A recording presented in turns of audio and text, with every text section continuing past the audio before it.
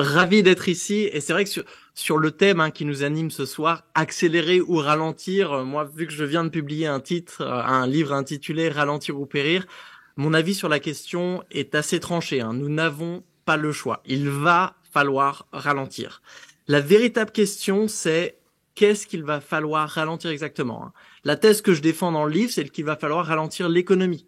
On pourrait être encore plus précis, dire la sphère matérielle, monétaire et marchande de l'économie, donc celle qu'on mesure avec le PIB.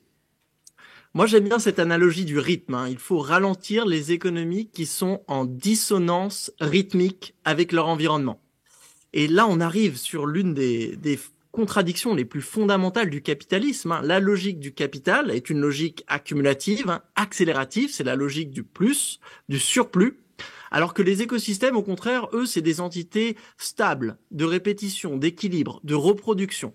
Tout comme d'ailleurs la plupart des communautés humaines qui ne cherchent pas du temps à générer un surcroît d'avoir, mais plutôt à maintenir une certaine qualité de l'être. Et donc, on a le capital qui s'accumule, qui accélère comme une énorme boule de neige et qui finit par écraser tout sur son passage.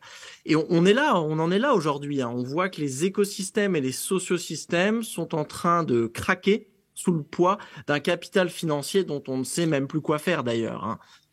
Et là, on arrive aux deuxième échelle de la question. Toujours plus de quoi ?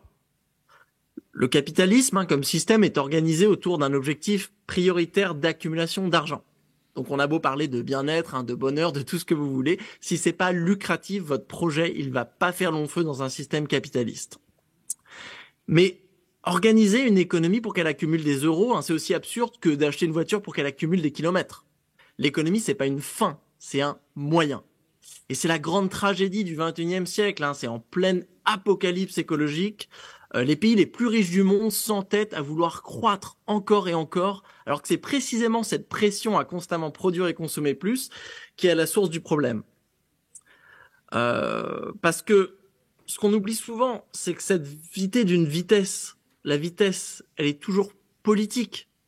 Accélérer en prenant l'avion, par exemple, vous fera gagner du temps individuellement, maintenant tout de suite, mais fera ralentir toute une partie de la population, malheureusement la partie déjà la plus vulnérable, qui devra s'adapter au changement climatique.